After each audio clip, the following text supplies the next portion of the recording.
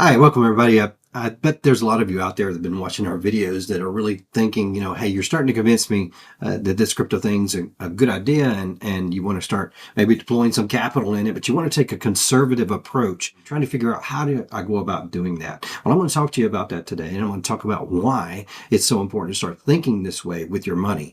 In order to do that, what we're going to do is we're going to take a look at a video. It's a company called Chainlink and a CEO named Sergey Nazarov. And it was recently at a Washington, D.C. blockchain summit that Sergey gave a speech. And the video is about a minute and 15, 20 seconds, something like that. So it's really quick. But he says some very powerful things in that video. After the video, I'm going to, kind of break it down and go through what he's talking about and why it's so important to us and this conservative approach to crypto that we're talking about. So stay with me through the video. I think it's going to really help you to think about this whole thing about crypto in a much more different way. And so with that, let's take a look at the video.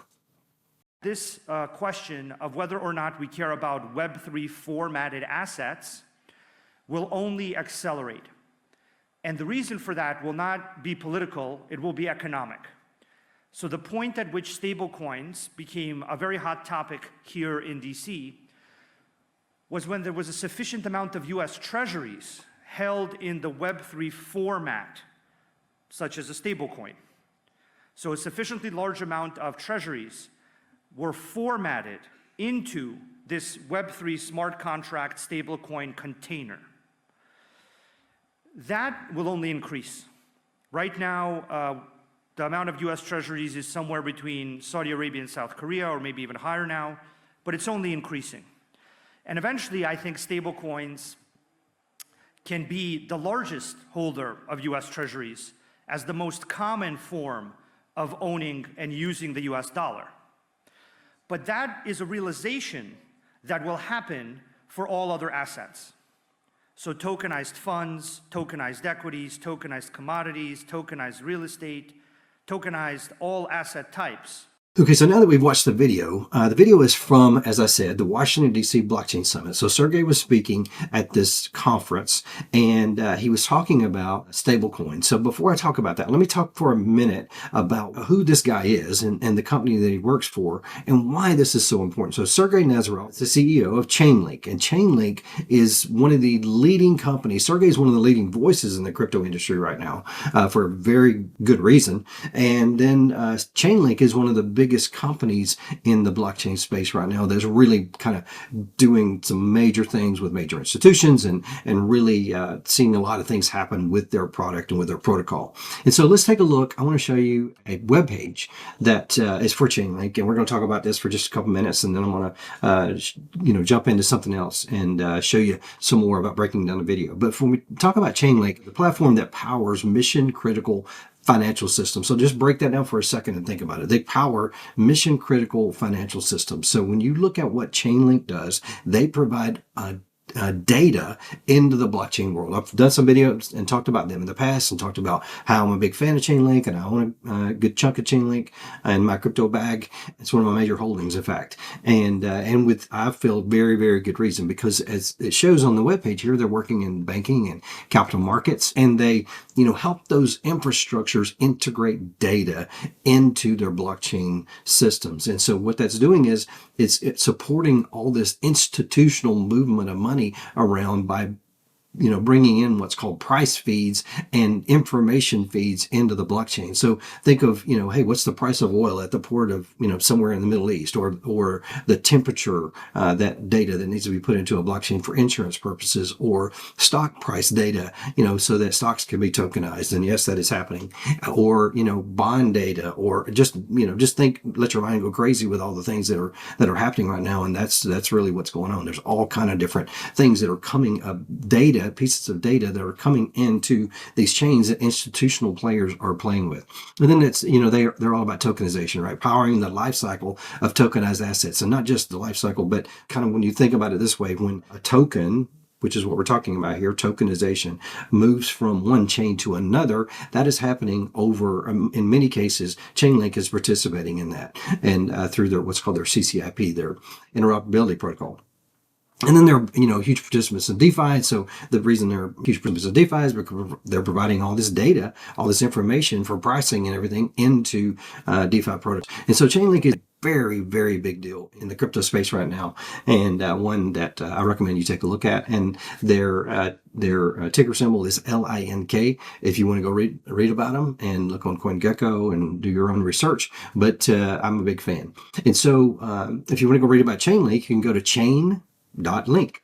It's an easy website to remember, chain.link, and you can see all the things here, and then more. You can watch some really good videos that they have. You can watch these videos yourself that Sergey spoke about in Washington D.C. And so you can see, for example, just a couple examples, that Fidelity is partnered with Chainlink, and DTCC, that's the company that basically all the stocks that you own, DTCC, the Stock Clearing Corporation, is the one who clears and settles all those stocks on the U.S. stock market.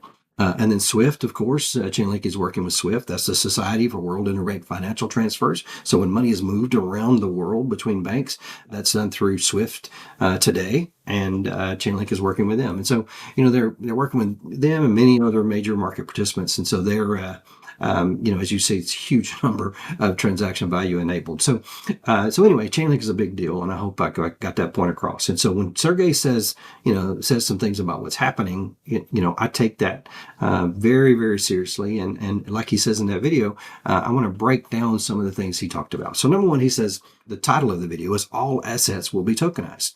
Well, that's, when you step back and look at that, okay, does that mean the plant sitting in my living room is going to be tokenized? No. But when he's talking about assets, he's saying things that are, traded and has financial value. He's saying those things, those assets are going to be tokenized. And that can mean your house, that can mean a piece of commercial real estate, that can mean a piece of art, let your mind go, right, on what those things can be.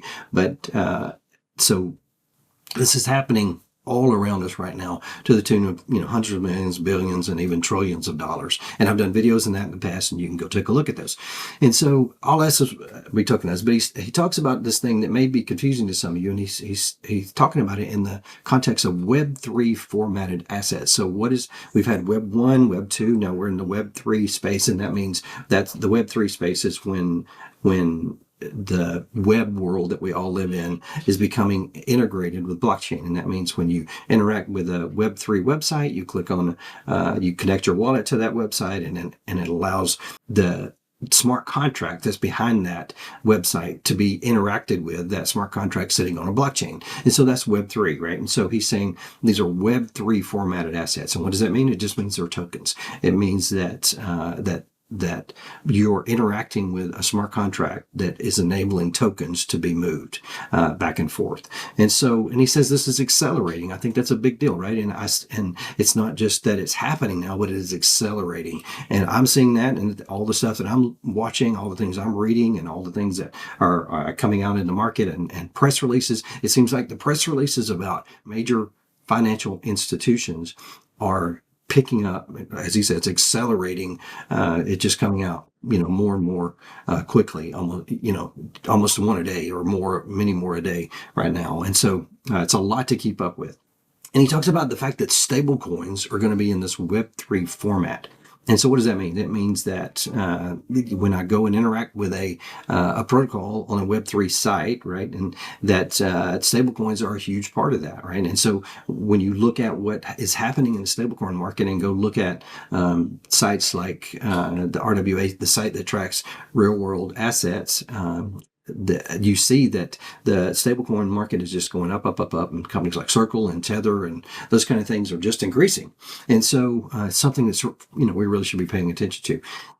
And he talks about the fact that, U.S. Treasuries are now in a Web3 format. So that means they're being tokenized. So when you look at, instead of, people going to their bank and buying short-term U.S. Treasuries, well, now a lot of that money, those U.S. Treasuries are now being moved into a tokenized format so that people can trade those U.S. Treasuries in that Web3 world, in that Web3 environment where you can interact with it with a wallet and interact with it into DeFi. And so there's a lot of reasons why that, and that's a whole whole other video that we would have to do to talk about that in detail. But really, the essence of it is they get more liquidity and they get more availability to do things with it, like borrowing and lending and leveraging.